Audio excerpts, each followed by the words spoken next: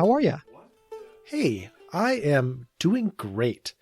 I just got back from our sermon prep team, and it was just so much fun today because instead of diving in and talking about a text like we normally do, we had one of our preaching team stand up in the auditorium with just us scattered around the room, listening to them practice their sermon and giving feedback on their manuscript, their delivery, all of that.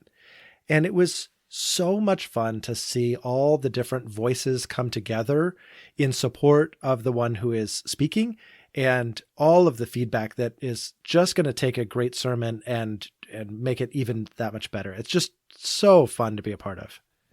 It is such an amazing process. I don't know of anybody else in my particular sphere who is part of a communal preaching team like this. And every time you talk about it, I just think it's fascinating and so good. Yes. And I think it really speaks to the maturity and the wisdom of our senior pastor and the way that he puts this team together and runs this. Like, it's so good. I just don't know that a lot of other contexts could pull it off as well as he does. Yeah, that totally makes sense. Well, and there's a grace and a humility that is required to lead that kind of a thing that one hopes for in Christian leaders. But hoping for and actually experiencing aren't always the same, but he clearly has that sort of comfort in his own skin that he's more than happy to subject himself to that kind of microscope, I guess. Well, and he models that so well so that the other members of the preaching team who have less experience behind the pulpit can, take a day like this and practice their sermon in front of the group and know that they will be supported and encouraged, and also will get really quality, good feedback. That's It's amazing. cool. It's just amazing. That's so cool. So, how about you? I am doing quite well. I feel like I'm constantly in a state of impatient waiting as I'm shifting my coaching to more of a side thing. I'm looking at a variety of different jobs, and so last week I had a really fun interview with a company here in Springfield that is looking for really someone to be a day-to-day chaplain for their employees, which I thought would be super fun. Mm. So yeah, I've been applying for a bunch of different places. And so that is both exciting and it gets my imagination going, and places are wildly slow to hire. I mean, several of the places I'm applying are in the higher education arena, and they are posting jobs now for August Wow. because that's their kind of rhythm. And so the process for them is so slow. Yes, I can only imagine. And, based on what you have shared on the podcast to date, I don't think you really want slow at this point. You know, I have said to several people that when they think of folks from the Northeast and particularly from Boston, probably what they think of is laid back, slow kinds of people. So obviously that sort of Oh, thing comes naturally to me. Yeah. oh boy. Um, I'm sorry to take so much mirth in your description there. Uh, It is okay, but it is what it is. It has been a really spiritually fruitful time, even in the midst of the impatience. So that's great. yeah, yeah. Well, let's dive in today to our misquoting Paul topic. For those who may have caught us last week, you will know we are in a brief little mini series on different passages of Paul's that are misquoted, misapplied, misused. And today, I think we're going to get into a topic that I think most listeners would go, I didn't know there was even a debate here. No, absolutely. I think there is a commonly assumed interpretation And this is one of the things that's fascinating to me as we go, is that there is a divide between, I think most academics think one thing, most common folks in the proverbial stacking chair think another thing. And right. The proverbial stacking chair. I just love how you wouldn't say pew. It was brilliant. It was a nice little turn of phrase. um, it's just interesting to me that the divide is there. Yeah, exactly. You're exactly right.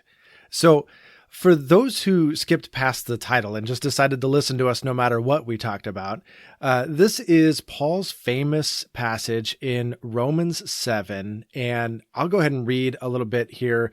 This is Romans 7:14 through 20.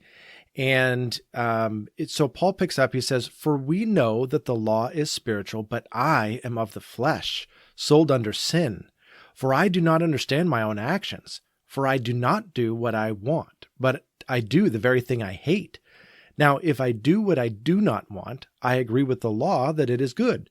So now it is no longer I who do it, but the sin that dwells in me.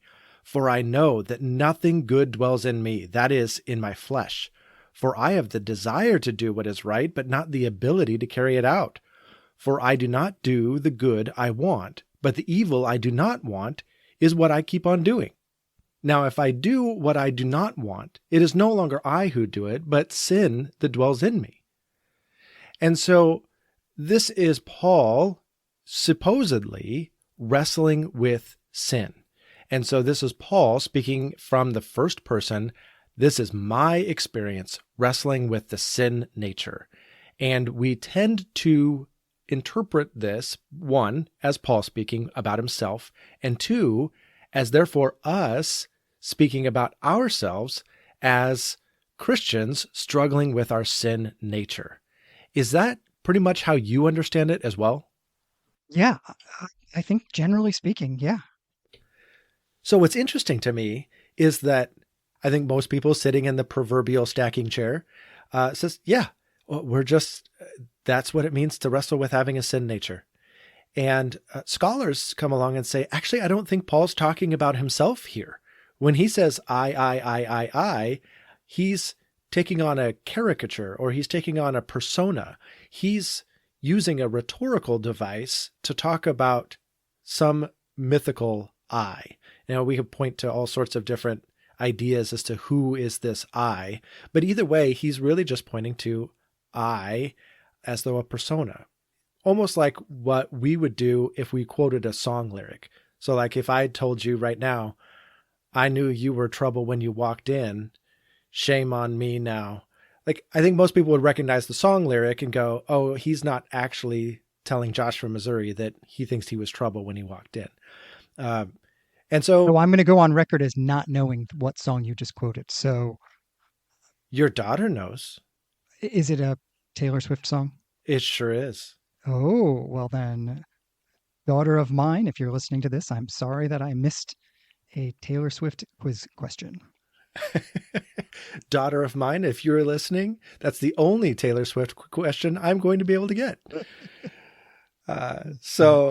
Yeah. Yeah, but I think you're exactly right. Quoting, or a lot of times, our convention, our formal convention is to say one, right? One might think that.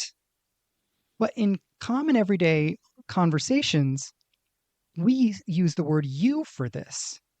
We'll say, you would do whatever, whatever. And we don't actually mean the person we're talking to. We mean just the theoretical human.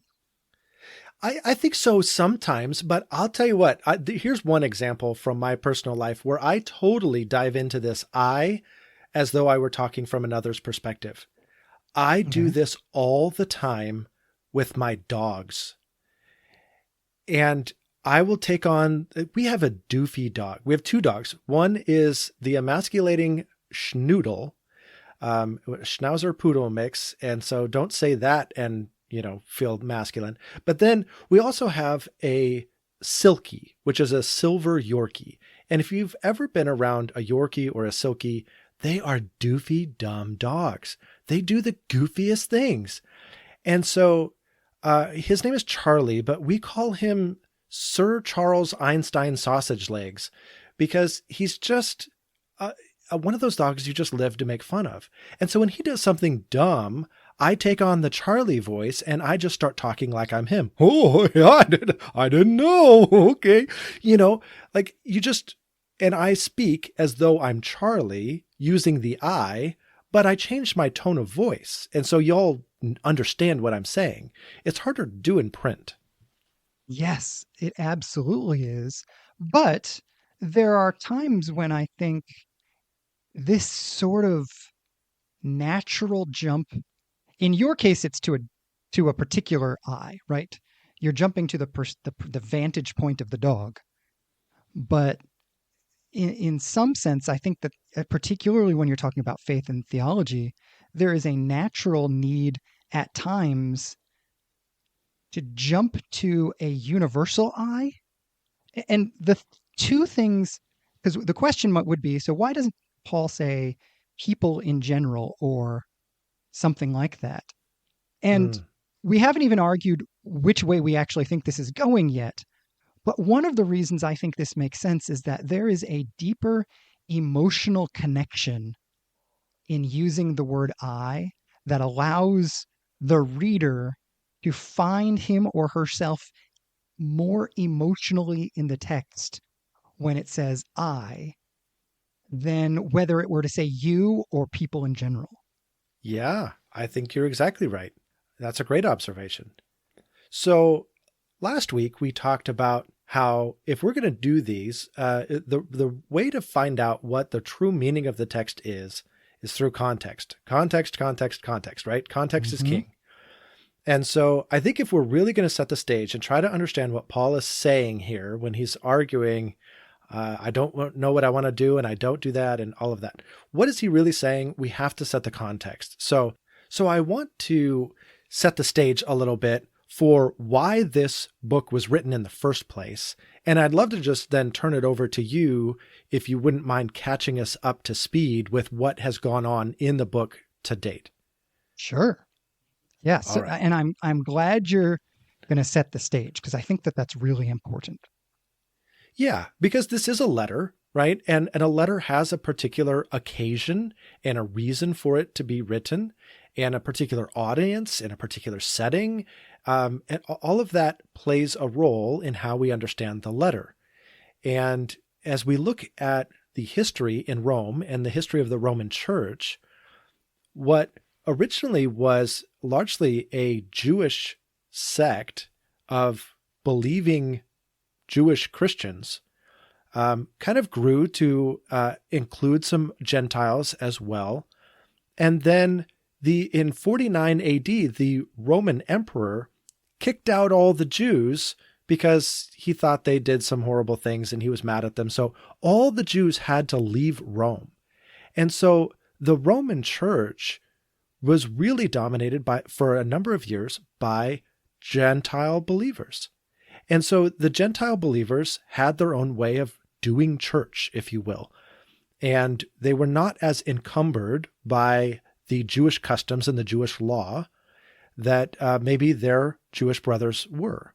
Mm. And so after the emperor died, the Jewish Christians started returning to Rome and reintegrating into these churches. Meanwhile, the Gentiles were like, yeah, this is the way we do things now. And the Jewish brothers and sisters are going, wait a minute, you guys are forgetting all about the laws and all the things that we're supposed to be practicing. And they're like, well, that's not relevant anymore. Yes, it is. No, it's not. Yes, it is. And so you have this division between Jew and Gentile believers in the church in Rome. And while that's happening, Paul is writing to this church saying, I am looking forward to coming and visiting you. I hope you will help me in my missionary endeavors move on to Spain, but I hope also to provide something that is of benefit to you. And as I look into your situation and the things that are going on in the church, I really want to encourage you to live in unity under the gospel. And so Paul lays out a long exposition that we know as the book of Romans to try to describe why Christ is above both Jew and Gentile. and why the law is nullified under the covenant of Christ, and why what the purpose for unity is, or what the basis for unity is within the church. It's so good. And it's fascinating to see how Paul works these themes out. And as a matter of fact, it actually leads me into a kind of a story about how I got my outline that I want to talk through, which is just Okay. hilarious to me. Um, I am an avid user of ChatGPT. I have, I can't remember if it's 3 or 4 free accounts based on different email addresses. And I run out of usage every day on at least 3 of those accounts. So I use ChatGPT all the time. So I went into ChatGPT, and just as a starting point, I asked for an outline of Romans. Hmm. And so the outline it spit out to me was basically chapters 1 to 3 were the need for salvation. Chapters 3 to 5 were justification by faith. Chapters 6 to 8 were sanctification. So it's salvation, justification, sanctification. Then this sort of excursus in 9 to 11 on God's plan for Israel. Then at the end of the book, sort of application in 12 to 16. This is Okay. the exact outline I grew up with. Really? Yes. And I didn't like it. So I said to ChatGPT, okay, that's fine. But here's the thing. That sounds like a really conservative, traditional evangelical reading of the book. If I were to take that lens off and perhaps focus more on Paul's Jewish background and the kind of milieu of Second Temple Judaism and the historical context of the book, would I find the same outline? And it started writing back and it said, no, you would not. To which I thought to myself, so why did you give me that outline in the first place? That's so funny. So let me tell you the second outline ChatGPT gave me, because Okay. and that's why I burned so fast through that first one, because I think that that's generally our understanding of Romans is salvation, justification, sanctification, interruption for something about Israel, application. Yeah. Okay. Yeah, you're right. And and backing off of that and looking at it from a more Jewish perspective, I found the outline ChatGPT gave very helpful. So the general outline it gives that brings us up to the point of the book we're in is that the first 4 chapters of Romans really are a statement of the need for God to redefine the concept of the people of God, because both Jews and Gentiles have failed to be the people of God. And so then there needs to be a new approach, which Abraham models for us in the way that he has faith that transcends the dichotomy between Jew and Gentile by bringing them both into kind of one group. And from there, Romans 5 through 8 focuses in on this new people of God, the new humanity of God. Romans 5 talking about how Adam introduced death and sin, but Jesus introduced this new era of reconciliation in life, and how we are baptized into that new people of God through baptism in Romans chapter 6. And then we finally get to Romans chapter 7, which is what we want to talk about. Mm. I That just found outline that is so much better. so much better, right? Well, not only does it capture the Jewish perspective, which is integral to this letter because obviously it's being written to a partially Jewish audience and trying to articulate what the people of God means now under Christ. And so, yes, it needs that. But I also think it just mirrors Paul's argumentation far more accurately. I think the first outline was much more of a theological outline from an evangelical perspective, and much less the outline that Paul had in mind as he was progressing through the letter. I totally agree. And I found the second outline to really be clarifying on some of the parts that often are confusing. So, for example, like when I get to Romans chapter 4 and suddenly we're talking about Abraham. Well, if I'm looking at that theological outline, Abraham is an odd jump from all have sinned to salvation is available in Jesus. Mm. Abraham is a perfectly reasonable jump from nobody is qualified to be called the people of God, neither Jew nor Gentile. Everybody has disqualified themselves. And yet we have a history that tells us when there is no people of God, God can make a people for himself out of nothing, which is what he did with Abraham. Well, and even in Paul's usage of Abraham, he's saying, look, and Abraham did not become the people of God because he was obedient to the covenant. He became the people of God because he believed in God and the message that God had given him. So he goes to great lengths to say, was Abraham blessed before or after circumcision? In other words, before he was obedient to the law or after he was obedient to the law? It was before.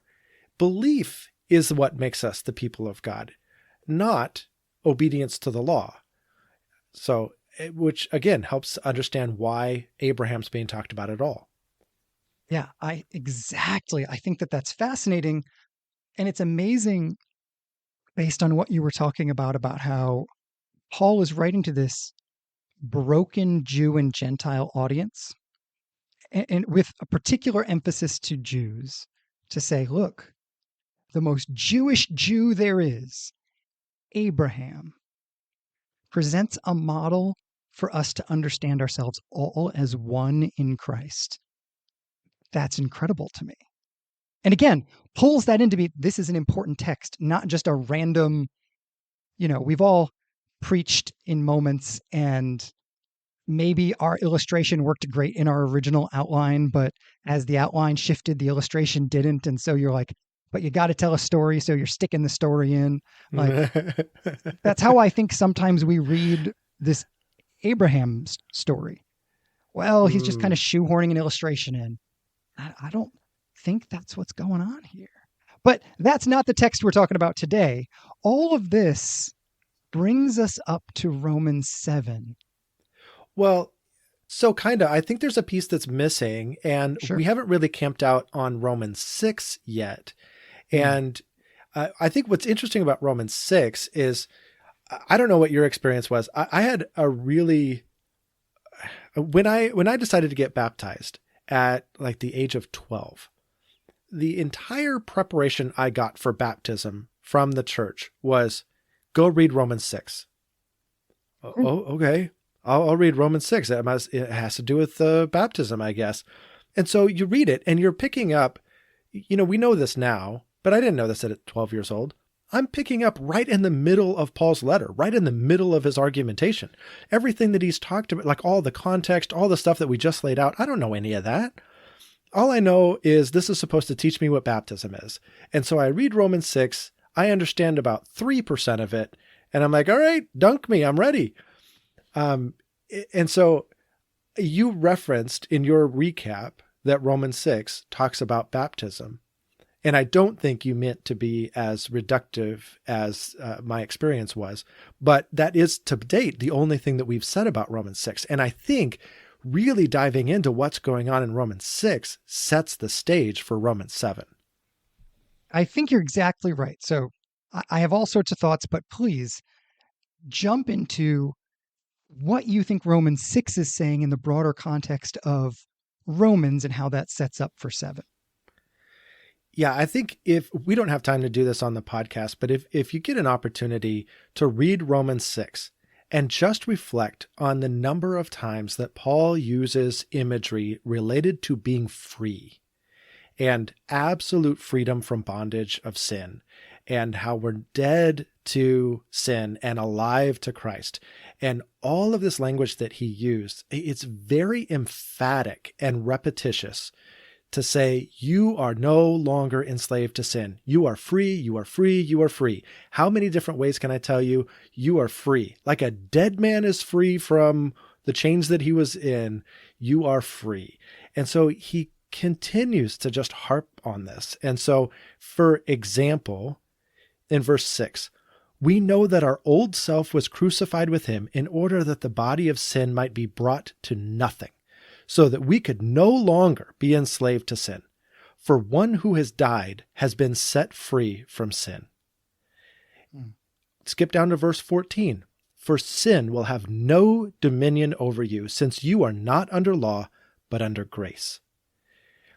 That's the emphasis that heartbeats its way throughout all of Romans 6. And I think when we come to Romans 7 and we deal with this moment where Paul speaks from the perspective of I, is that the normal Christian life then, to wrestle with sin to the degree that he talks about? Or does he position this mysterious I from a different vantage point, a pre-conversion, pre-Christ vantage point? And I think Romans 6 helps lead us a direction on that answer. I think you are absolutely right. I think this is wildly important for Paul to be absolutely and passionately declaring the freedom that comes, not just there is a thing about salvation that means being free from sin. When I was really kind of skimming through all of this, what really caught my attention was coming off of the Abraham story and then Adam, the ways in which this feels like an Exodus moment in Paul's thinking, and how you couldn't have called the people of God free if they were still in Egypt being slaves, no matter what any piece of paper said. Yes, exactly. Yes. And not only that, but it was through the incredible suffering of the desert that they learned to live in their freedom, right?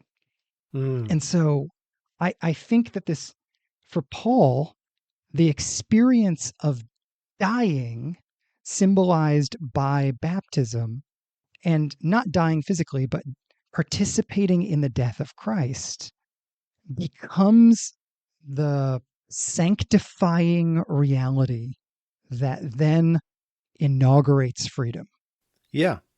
So, yes, I think all of this is so important. And so does that bring us then to Romans 7? In my mind, it does. Yeah, mine as well. So jump on in. Tell me what you think. What do you think these verses are saying? So this is a lot of just complicated argumentation from Paul's perspective, let alone trying to dive into it in 40 minutes on a podcast, right?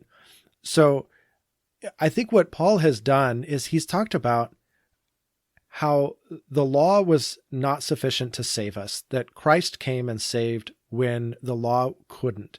And so now he has to try to, he does this all throughout the book of Romans. Like, wait a minute. So does that mean the law was a bad thing? Is it like, what is sin? Like, no, the law wasn't a bad thing. It's just that like this big monster called sin, like saw the opportunity, like, oh, you know, that's wrong now. Great. Now I'm going to try to like make it so that you want to do that thing. And it's not like the law was bad, but sin was bad. It sees the opportunity from the law. And you're going, wow, okay, so how does this all fit together? And I think if we look at Romans 7, 5, and 6, a lot of scholars point to this as the thesis statement for the remainder of chapter 7 and all of chapter 8. So in other words, this encapsulates, this covers in really short form everything that he's going to try to lay out for the next chapter and a half. So chapter 7, verse 5, for while we were living in the flesh, our sinful passions, aroused by the law, were at work in our members to bear fruit for death. But now we are released from the law, having died to that which held us captive, so that we serve in the new way of the Spirit and not in the old way of the written code. So I think when we encounter the rest of chapter 7 and he uses this I statement, He's positioning the I, whoever that is, in that state of living in the flesh, our sinful passions aroused by the law that were in work in our members to bear fruit for death. He's trying to show evocatively, as you said before, what it was like to be in that pre-conversion state, knowing the law, but being completely unable to fulfill the law. And then when you turn the page to chapter 8, and you get to this glorious statement, but now there is no condemnation for those who are in Christ Jesus. And he goes on throughout the whole amazing chapter of 8 to talk about that we are more than conquerors through Christ. And all of this is behind us because of what Christ has saved us to. We start to see Paul's statement make sense within its larger context. Yeah, it's funny. I came to this text bound and determined. We even talked earlier before we started recording that I needed to be absolutely like, I have never read a good argument for what you just said from the text. I've read plenty of theological arguments that really feel like the first ChatGPT outline, Mm. where it's like, yep, I know that you think that, and therefore you see that in the text. But starting with the text first, there are several things actually that have gotten me far more convinced that you may well be right. The first is what you were talking about in Romans chapter 6. Romans chapter 6, Paul creates a very strong divide between those who are under the law and those who have died to the law. And those who have died to the law are free from it, like you said. For Paul to back up and say, well, I said we were free, but we're not really free, would actually really Yeah. undermine his entire argument that he seems to be trying to make here. Yes, exactly. The other thing, and again, I'm just going to be honest, this is a ChatGPT comment that I thought was fascinating. When I asked ChatGPT about this, one of the comments it said is, well, one of the best things we can do is gather the various places where Paul talks about himself and see if taking this as the traditional first person, this is what I experience of myself, is consistent with any version of himself that Paul has ever described. Ooh, yeah. And ChatGPT goes on to remind me and us that this is not at all the Paul that we have ever seen. And this is what I think is interesting. Paul, before he is a Christian, before he starts following Jesus, does not identify himself as this kind of person. He identifies himself as, if there are any good among the Jews, I was the best of them. And if anybody is holy or worthy among the Jewish people, it's me. I have the pedigree. I did the work. I was literally killing the enemies of God who turned out to be Christians, and I was super wrong, but still. I mean, Yeah. I think if we say clearly Paul's not talking about his present experience, I think the way I have often heard this argument is he's talking about his past experience, and that doesn't ring true either. I don't think this is who Paul ever experienced himself to be in the traditional sense. Right. No, I think he's personifying, a mixture of things. The different scholars that I've read kind of say he's probably personifying a conglomerate here. In part, he might be talking about Adam, which earlier he was referring to the sin coming through Adam, but the new Adam, Christ, gives life. And so it could be he's positioning himself as Adam before the law and how the law came and introduced sin and all of that. But then it could be, in part, he's personifying Israel and Israel's experience of trying to uphold the law. And other things are postulated as well. So I tend to lean that direction, that this is not biographical of Paul at all, whether his present or his past. Yeah, I think if as I read this, and maybe this is kind of what you're saying as well, particularly in the context of the larger book of Romans, in which Paul is trying to bring unity to these two groups of people, the Jews and the Gentiles, in a local church context. Part of when I look at Romans 6 and read Romans 7 through the lens of Romans 6, it appears to me he is talking about people who have not died to sin yet, which means they have not participated in the death of Jesus on the cross yet.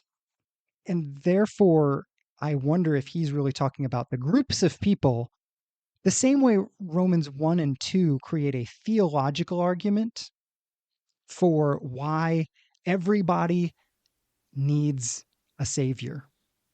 This almost feels like the evocative personal argument. Here's something you can all relate to, that everybody needs Jesus. And the argument sort of sweeps everybody in and then brings us to 24, again, in this beautiful writing that you can't help but feel your own life in. And then for 24 to say, "Wretched man that I am, who will deliver me from this body of death?" Paul has brought, whether believing or not believing, whether remembering the past or being in it in the present, he has brought everybody to this one point of acknowledging, oh, yes, I need something. Again, this unifying idea of faith that we saw in his story of Abraham and then earlier in his theological arguments in 1 through 3. Does that make any kind of sense? It really does. It really does. I think you're exactly right. I would argue pretty stridently that this is talking about not the normal everyday experience of a Christian.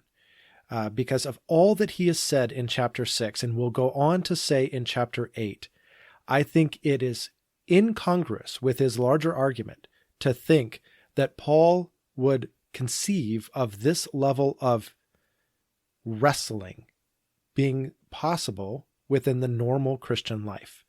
I think, in preparation for this episode, I remember that my seminary professor, Dr. Joey Dodson, had so much to say on this passage. And so I went and looked for anything on the internet with Joey Dodson to talk about this.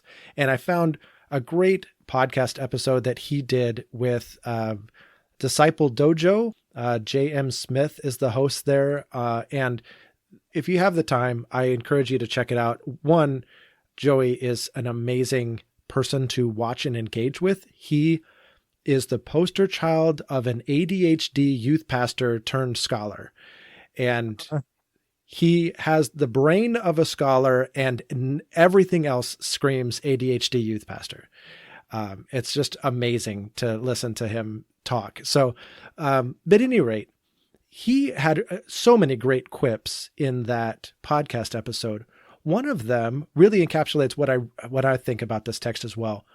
With freedom like this, who needs bondage? So in other words, if this is talking about the normal Christian life, I do what I don't want to do and what I don't want to do, I do, and all of this wrestling, and it's just sin is living inside of me and I can't help it. I don't understand. I can't get free. With freedom like this, who needs bondage?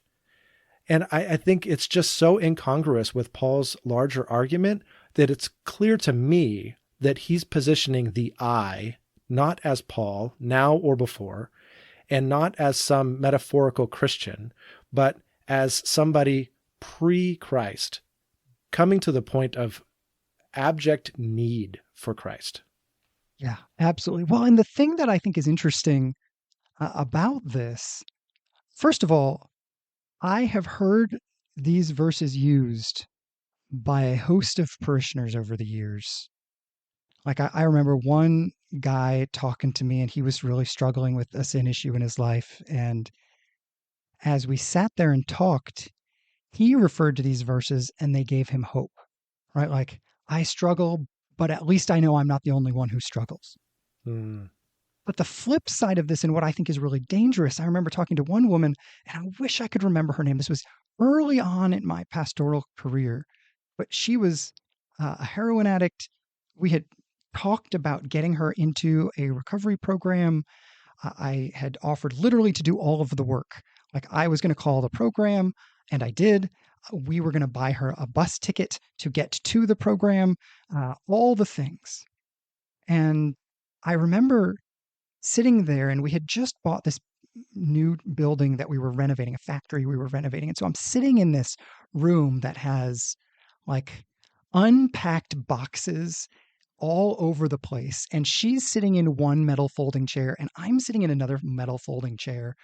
And we've been talking for an hour and a half, 2 hours, and she has been very transparent about how desperately she needs to get out of this life that is sucking the life out of her. And with all of that, I remember asking her as she's walking out the door, so where are you headed now? Is where, you've got to do these three things. She had to get like a document from the court and all the couple of things. And then I'll get you the bus ticket and off you go. So she's got the weekend to do those things. I said, so where are you headed? She said, I'm going to see my dealer. I want to use one more time before I go. Mm. And in the context of having referred back to this verse in our conversation, and she grew up as a Christian. Like she had been in church since she was like 3. Sometimes the traditional way this text is used doesn't comfort, it gives permission. Mm. I'm for my seminary work right now, I'm reading a lot of different things, but I'm reading some Dallas Willard, which is always amazing. And I believe it was Dallas Willard who, talking about this text, said, if we believe this to be the normal Christian experience, it may be that we have lowered the bar too far. Mm. And I think that's what's happening here. I think in the use of this, for a host of reasons, Paul is saying, this is not, as you just said, the normal Christian experience. Yeah, which is a great segue for me to repeat exactly what Dr. Joey Dodson said at the end of their podcast. He made such a great point, and it bears repeating. This is not the normal Christian life. However, Yeah. if you as a Christian are following Jesus, you have prayed to receive Christ, you have devoted your life to him, and this is your experience. It may be that there is some trauma and some things that are going on in your life that are keeping you stuck, that it would be wise to seek out a wise Christian counselor to try to work through those things that live inside of you that make this feel real to you, despite the fact that this is not the normal Christian life experience. It might be a warning sign that you need to do some other work. Yeah. Well, and the offering that I think this whole passage of Romans 6, 7, and 8 really all together offer are, don't give up. More is possible. You can have hope, not just hope that you're okay, but hope that life can be better than this, that you don't have to give up, that no matter how complicated it is, there is a path forward. I think that there's an offering, a fundamental offering of hope here. Absolutely. I mean, I think that's exactly what we see in at the very end of chapter 7. Thanks be to God through Jesus Christ our Lord. There is hope. Jesus brought that hope. That's Paul's point. Yeah. And I think Romans 8 both dives into that hope on a deep and profound level, and also has another one of these verses that is frequently misunderstood. Romans 8:28, right? We know that Yes. for those who love God, all things work together for good, for those who are called according to his purpose. I think we need to come back to Romans 8 and have a different discussion about what is going on there because there is a lot going on in Romans 8. Yes, yes. And for our astute listeners who will notice that Josh from Missouri teased that passage last week, we realized we could not record a conversation on Romans 8 until we had had a conversation on Romans 7.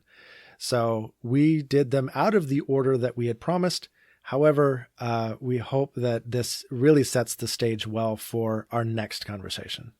Yeah, I'm so excited to dive into Romans 8 and explore what if Romans 7 isn't supposed to be the norm, what is?